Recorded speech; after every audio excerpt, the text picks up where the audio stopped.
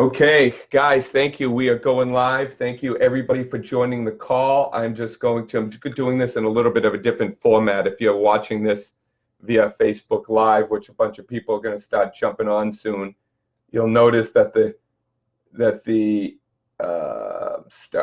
in progress, good.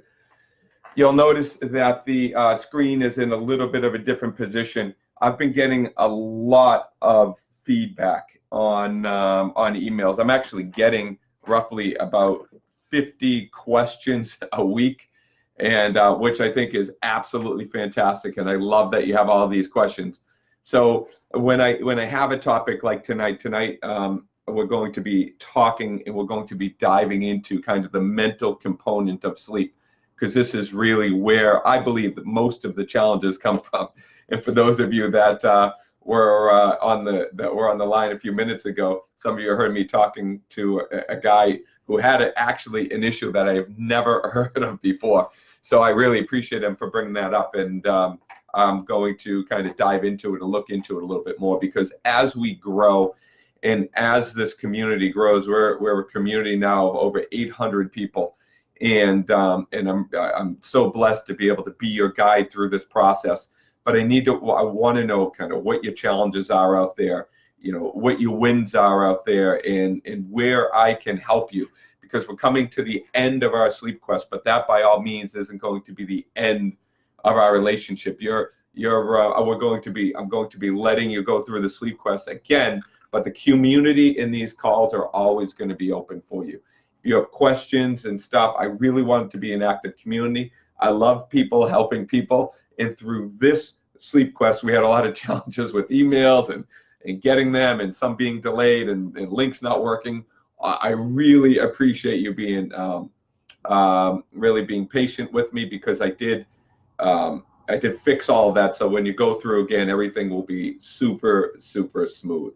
So thanks again. And I want to start by saying that we are going to be diving into, I believe, is as much of an hindrance on going to sleep as a sleep position. So it's just as important, because if you're not getting a great quality of sleep, it doesn't matter what your quantity of sleep is. I have patients that are taking trazodone to sleep, and they're taking different sleep medications that use alcohol to put themselves to sleep.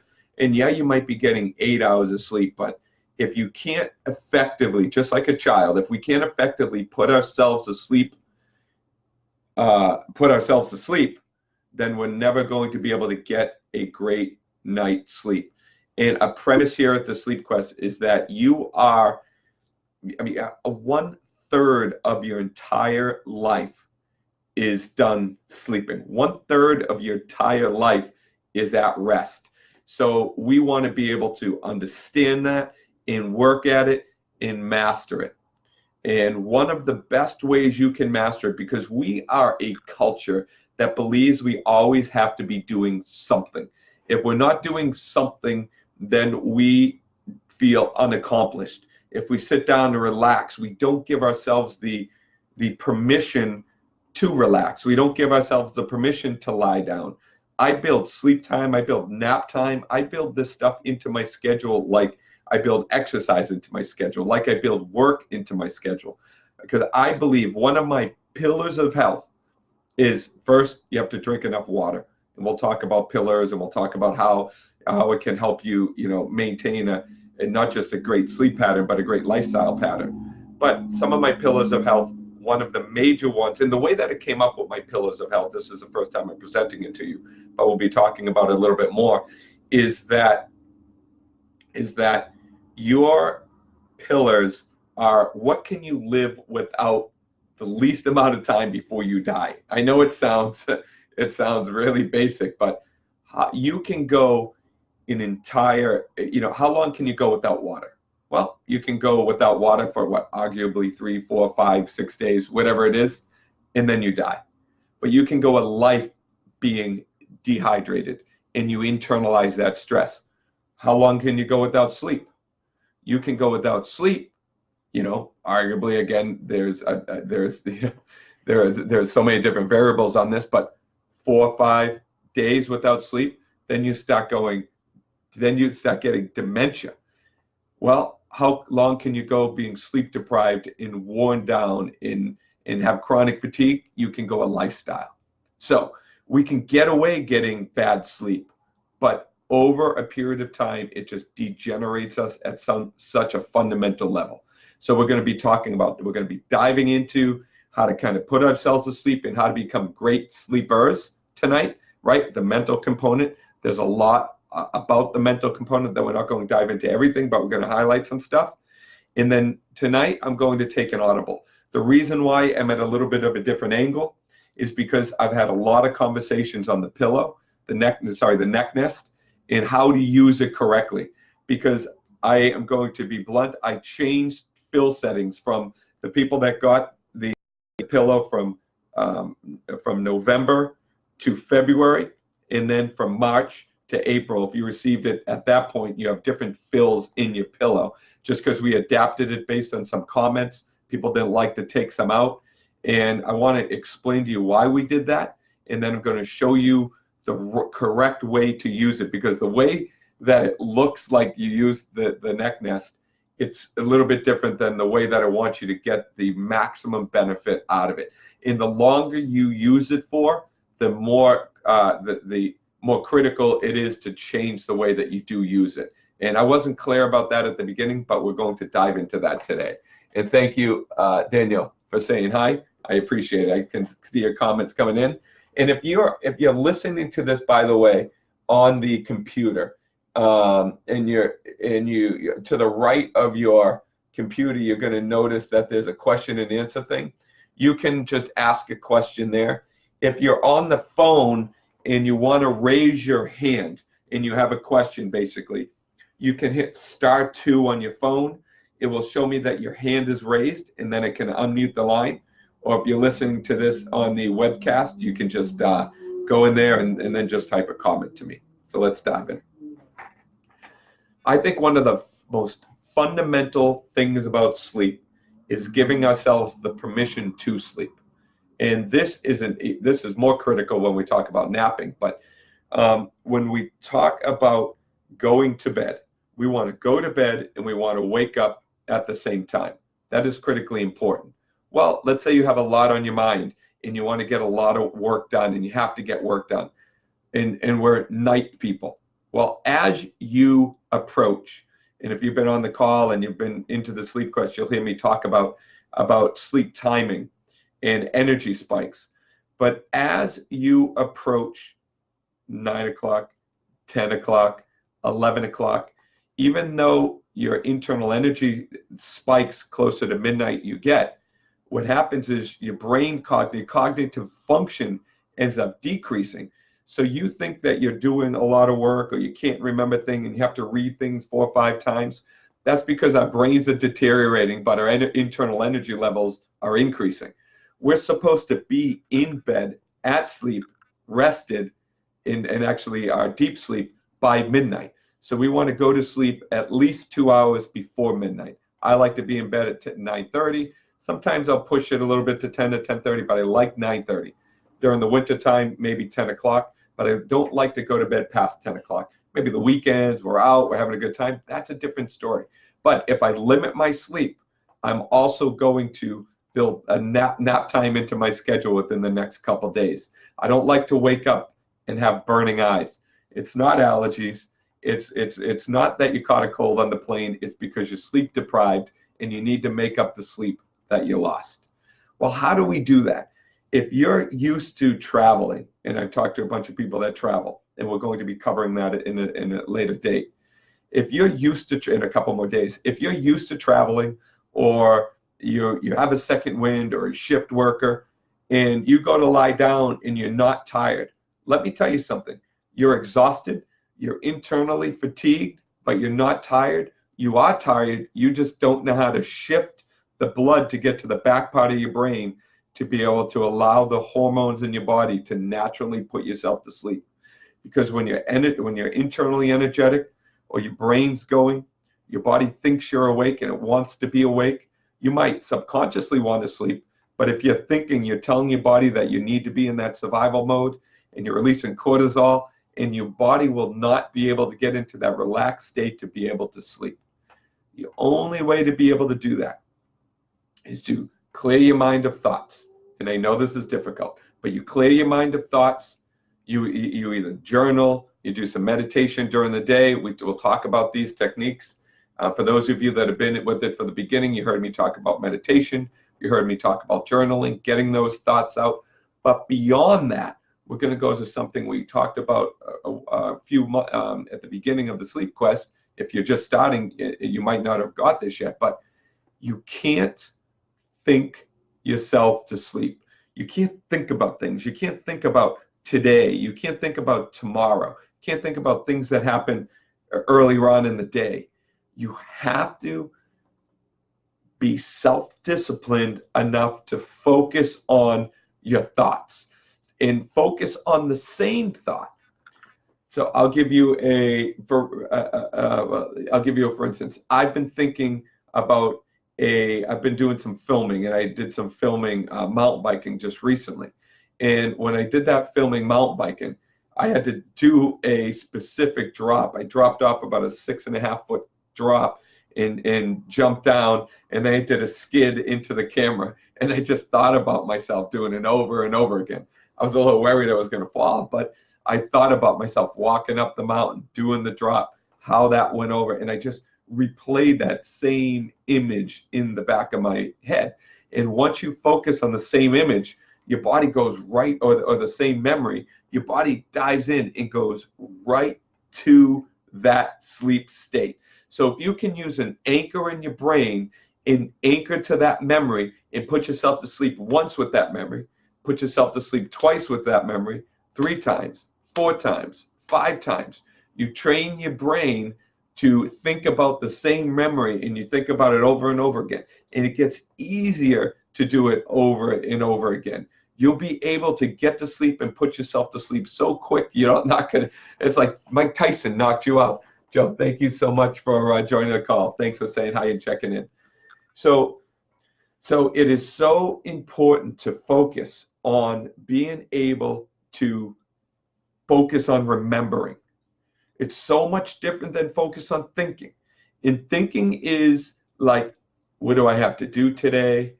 What did I do today? What do I have to do tomorrow?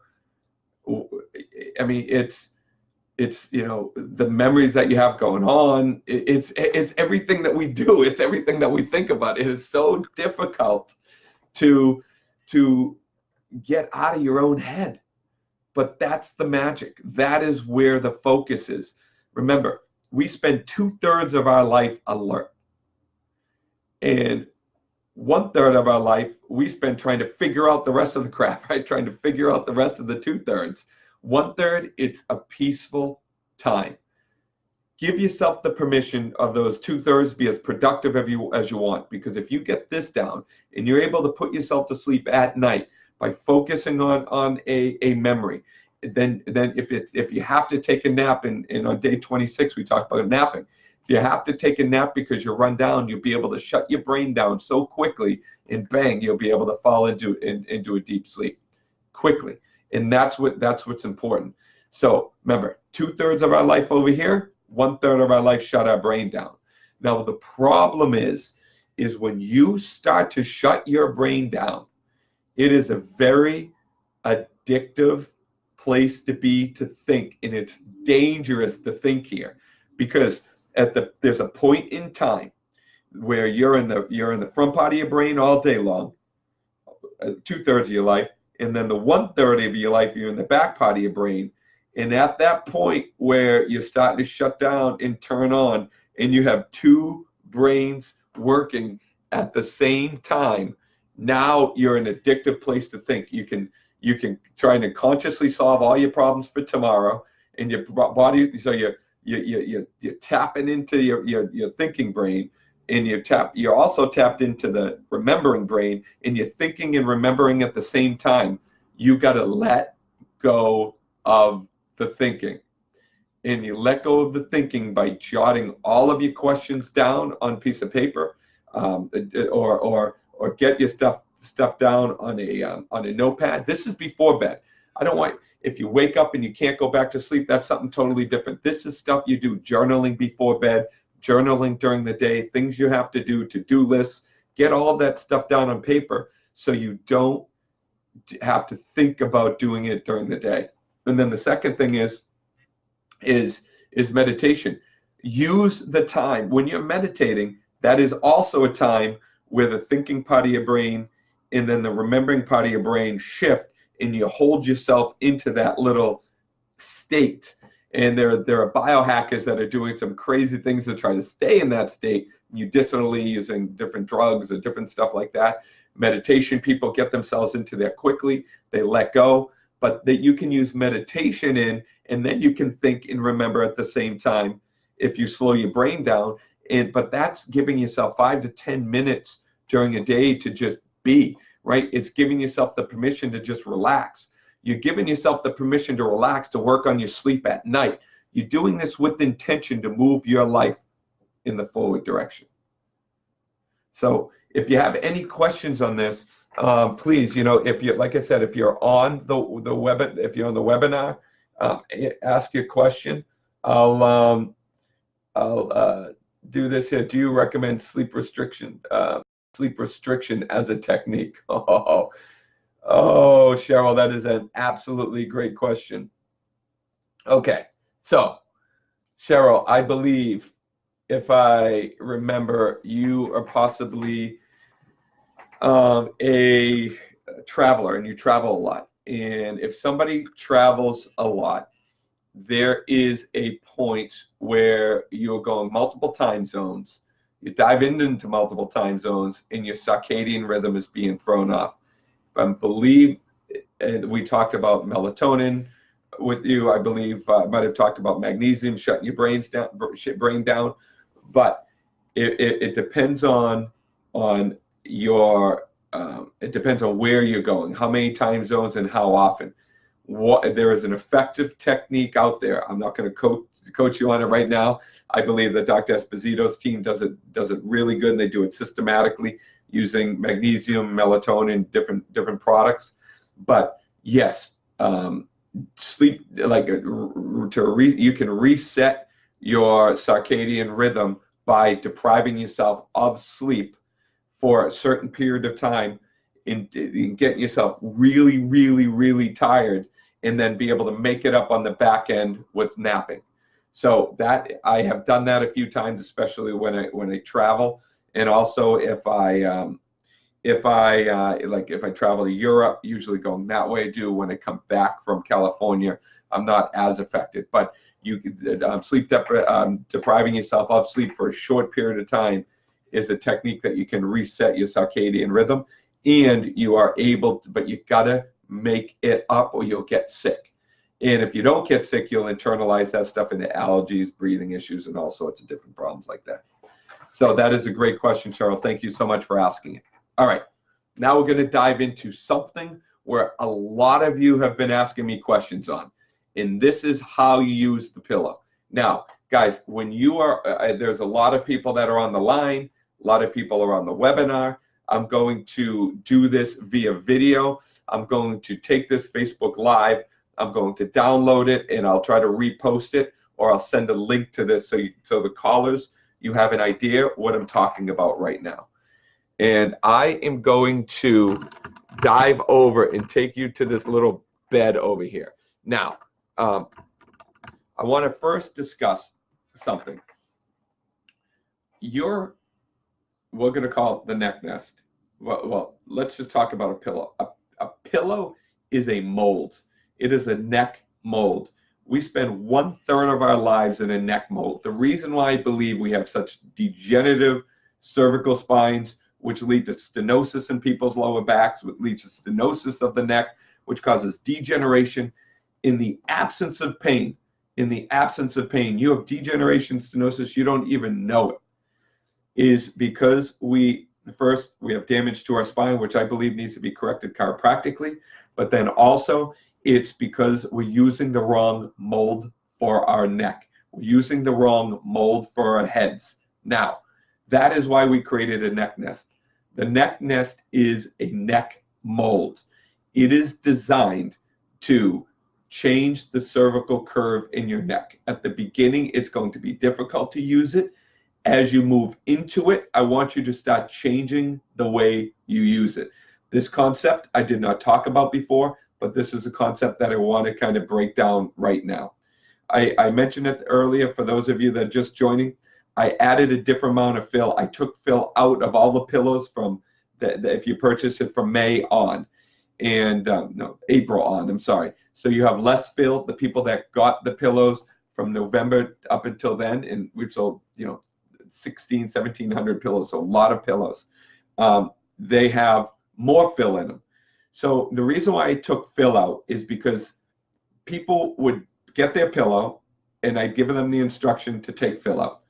And nobody would take the fill out and they'd use it, and it's doing this to their neck. It's pushing their head forward, which would cause a little bit more, which was causing more neck pain than I wanted it to be.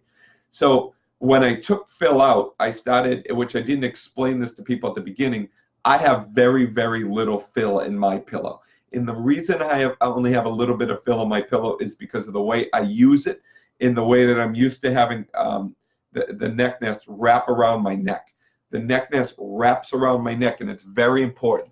So I'm going to go grab a pillow right now, or a neck nest, which has a lot of fill in it. So this neck nest right here, for those of you, I'm going to try to walk you through this if you're on the call. And like I said, I will have this video for you. This is a neck nest that has, a lot of fill in it. And when you look at it, you say, well, that looks like mine. It's nice and it's puffy.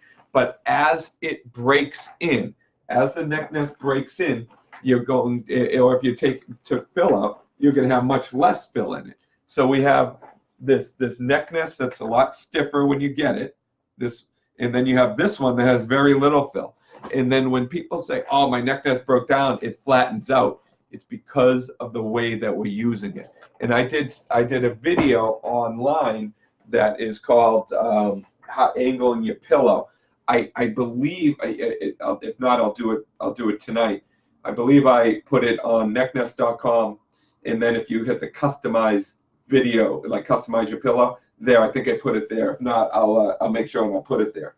But I talk about angling your pillow. I'm going to move the screen here. Talk about angling your pillow. Or your neck nest. So remember, when I get in, zippers are always to my left. Okay, zippers are to my left. So when I start with my neck nest, I don't start with it flat on my bed. What I will do first is I will lie down like this, and I don't have the neck nest. Sorry, this chain falling out of my pocket. I don't have the neck nest on me. So I'll put my pillow, my shoulders down flat on the bed, and then I will take the pillow, I will angle it up, and then I'll jam it right underneath my neck, just like that.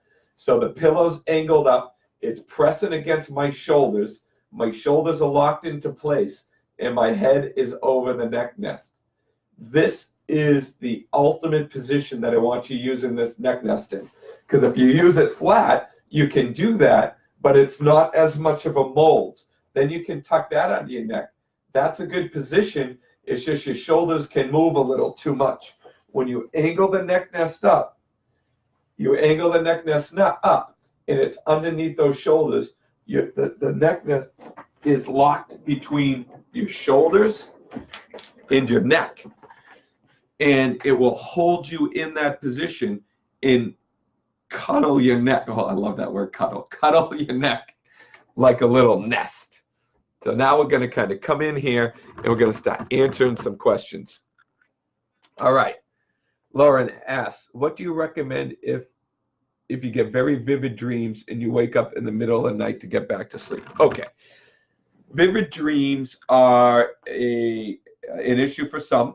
And what I would have to ask you a few questions, Lauren, and you're not on the call, so I can't unmute the line. So I'm going to ask you a question, then type it below, and Dan, I'll answer your question in a second. How late? I would ask, how late do you eat? If you eat late at night, or you have caffeine right before, like let's say you don't have enough time to metabolize your caffeine, and eating late will keep you at will prevent you from being able to get into a deep sleep. So if you have a vivid dream, and let's say it's a nightmare and you don't want to remember that vivid dream, then what I would tell you is you just got to kind of shake it off. But if it's a vivid dream, if you dive back into that dream, then you should be able to put yourself back to sleep. Because one of the best things to do when you wake up in the middle of the night is, because when you're dreaming, you're remembering. You don't think you're remembering, but you are. So when you dive into when you're into a dream and then you get up, if you can remember it and go back into that dream, you're actually in the back part of your brain, and you should be able to put yourself back to sleep, Lauren. That's a great question. All right. So stop eating around 6 and 7. I only drink caffeine 1 cup a day early in the morning. All right. And if the cat, I would try to, if you have vivid dreams all the time, I would try to not drink that coffee and then try to go to bed. Another thing is try magnesium. Take it, the number 3, multiply it by your weight, and that's how many milligrams you take. So take magnesium about a half an hour before you go to bed, or an hour before you go to bed, and that should be able to help your body get into a relaxed sleep, and you go into a deeper sleep. Because what's happening is you're coming into a little bit too much of a shallow sleep, which is where your REM sleep is, and you're remembering those dreams. All right. So is there? Dan asks, is there less fill over time because you remove it, or because it compresses? That's a great question. It's because the fill breaks down, and that is why I use the fill that I used. If you use something like a cotton, which I tried to use other, like I did try to use memory foam, but I didn't like the toxins in it. I tried to use wool. We tried to use synthetic fibers. They just don't break down enough in contour. So picture the neck nest like a leather shoe. You got to break it in a little bit first, and you break the amount of fill in, and you break the fill in, and then the neck nest starts to contour around your neck. Then you can start to use it in that angled position. That is a great question. Thank you so much, Dan, for asking. So if you're on the call and you want to ask a question, you can hit *2 on your phone, and then that will unmute the line. We're getting a lot more questions, and I'm loving it, because the more questions I ask that are answered tonight, then the less will come in through email, which is great. So let me see here on the phone. I don't see any hands asked. Okay. Thanks a lot, Lauren. What number do you use on the Sleep Number bed? All right. I can't remember that I said that I use the Sleep Number bed, but I do. I use a Sleep Number bed with a level sleep topper. The Sleep Number bed, unfortunately, what happens is it has a memory foam topper on it, and it broke down quickly for me. And then I put a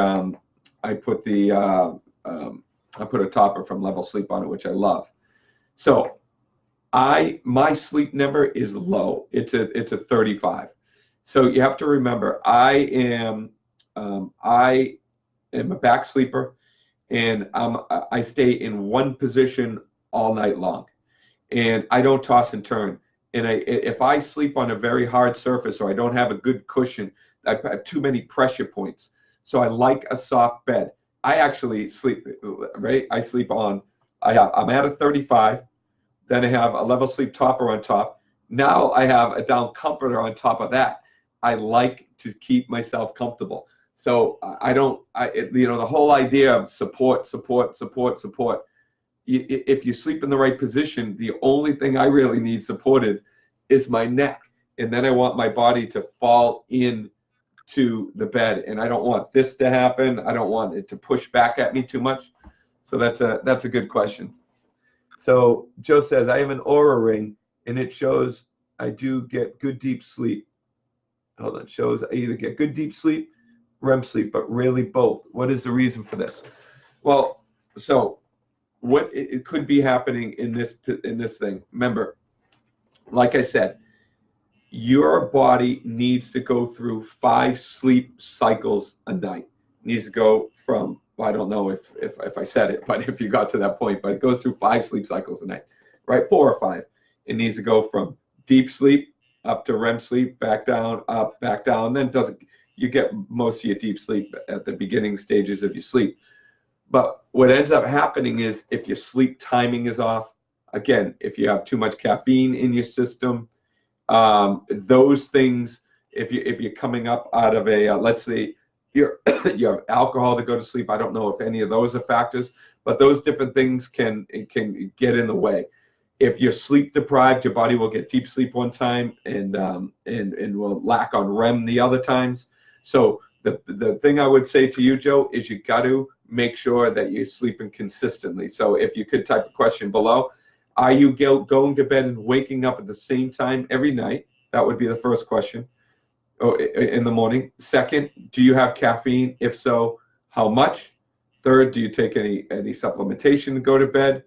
And there's another question that I believe is critical, but I can't remember the answer to that. So Joe, if you as I'm thinking here about deep sleep and REM sleep. Oh yes, the last thing is when you are falling asleep, you have to understand that your body has to go through sleep cycles, but it will make up what you like. Let's say you are exercising heavy one day, and you're going to get you exercise heavy, and you exercise during that day. You exercise the next day. Your body is going to have more of a restorative time, so it's going to require more deep sleep. So it's normal to get more deep sleep one night and not another. You should definitely have the same amount of REM. And if you're not getting REM and deep sleep together at the same time, we got to look at sleep timing, and then we got to see if, like I said, there are any stimulants. So I'm going to come back over here and see if you answered my question here. All right. Well, Joe, hopefully I answered your question. All right, Dunbar, you ask, when do you nap? Do you use the full neck nest garage combo covering your core dark room? Is that not possible for napping? All right, that is a great conversation. So when do I nap, and do I use the neck nest combo full head garage? When I nap, I have it. I build it into my schedule. So I'm going to tell you, I'm going to be blatant with you guys. This weekend, my sister was over. I do what I normally don't do. And we were talking about old times. We started having some drinks, and then she started pouring shots. I don't do those. I did those, so I was done. And then Sunday morning, I wake up. I went to bed at midnight. Sunday morning, I wake up, and I'm just not feeling that great. And I went mountain biking. Totally dehydrated myself based on the schedule. So I'm like, you know what? I'm gonna take a nap in the afternoon. I napped. I was out. I woke up and I was still done. And so I'm like, oh, crud. And usually if I do something on the weekend, by Thursday of the next week, typically I'll get a scratchy throat or I'll have a little bit of an issue. So I said, I need to prevent this. So an hour during my day, I leave for downtime. Whatever I need to do, whether I need to meditate during that time, write out a journal, do these videos, answer questions for you guys, or nap. I will do it, and I'll shut my brain down, and I'll get into that position, and I'll nap. So I did it on Monday, right? And then on Tuesday, I didn't have time, but then today, during the afternoon, boom, done, same time. I know when my energy level drops down. I know when my core temperature gets cooler. And so I know the timing of my day. That's the best time to take a nap. But the critical portion is shut my brain down, don't have bright lights in my eyes. And another thing to answer this, and I didn't put it in the video for my napping video, but maybe I'll redo it. But during the day, I expose, especially in the summertime now, is I will expose more of my body. Your core body temperature during the day is typically a little bit more elevated at night. So sometimes it's a little bit more difficult to get to sleep. So if you can only put it covers over your chest and then just let your legs expose and put shorts on and put a nice big thick blanket or something over your eyes or a towel over your eyes or something over your eyes, get rid of all light that's coming into your eyes, and focus like a maniac on a thought in the past. Focus on a memory, and you do it first by maybe putting yourself to sleep at night with the same memory, and then you practice it with napping. So that's a good question. Thank you for asking it. Okay, I see a hand raised. Okay, you are in Bronzeville, Texas. I am unmuting the line. Can you hear me? All right, welcome. What's your name? Thank you so much, Carol. Thank you so much for being on the line. How you enjoying the quest so far?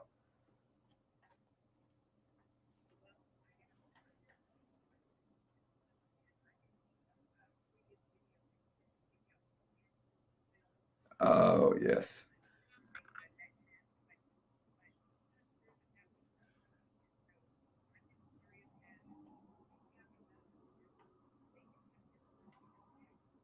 Yeah. So okay. When did you get your pillow? When did it arrive? Okay. Yes. So you have, and what's your height, by the way? Okay, so you have a lot more fill in your pillow than the in your neck nest than the neck nests that come now.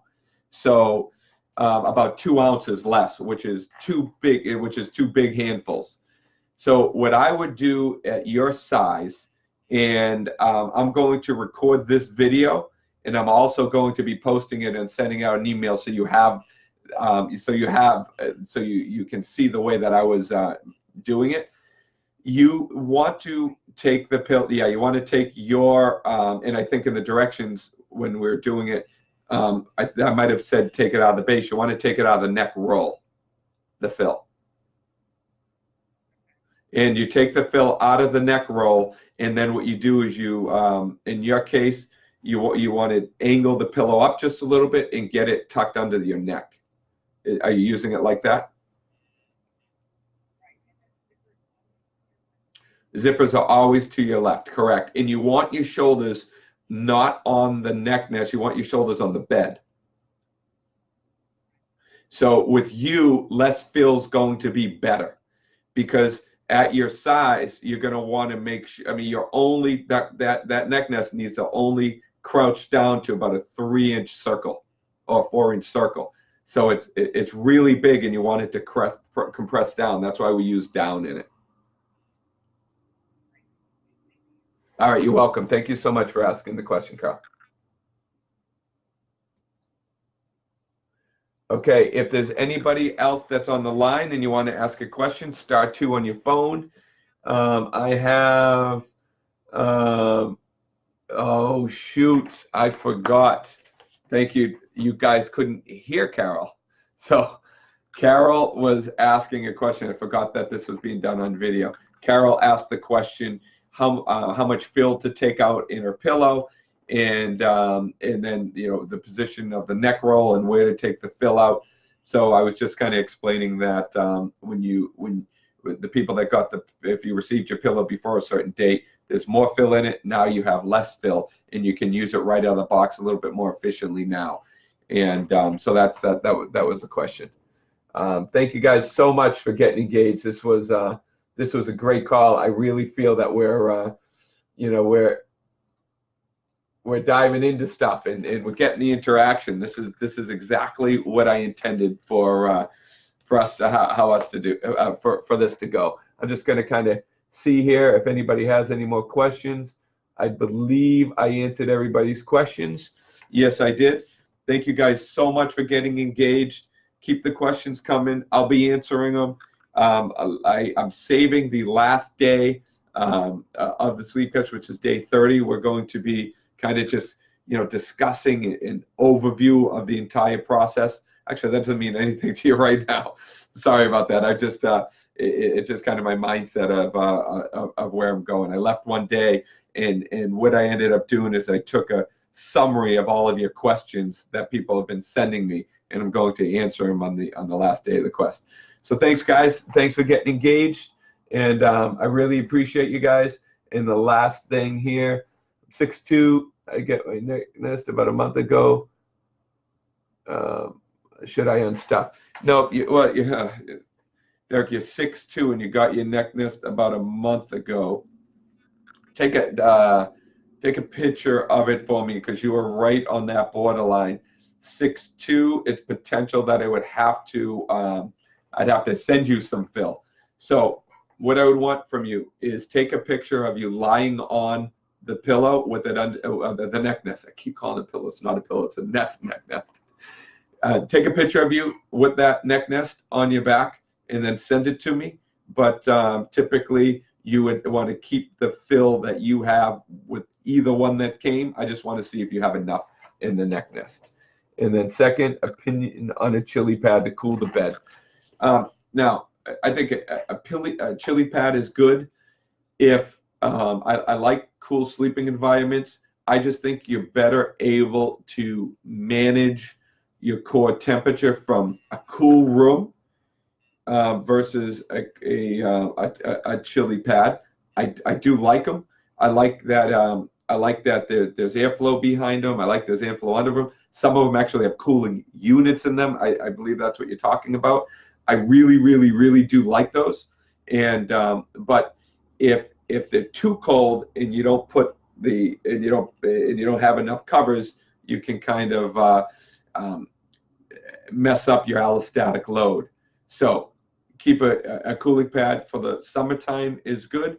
I just would not like to see air conditioning and cooling pad at the same time. Choose to cool from one side or the other. Try not to cool from both. Hopefully that helps. Thank you guys. I really appreciate it. And I'm looking forward to our next call, which will be next Wednesday night.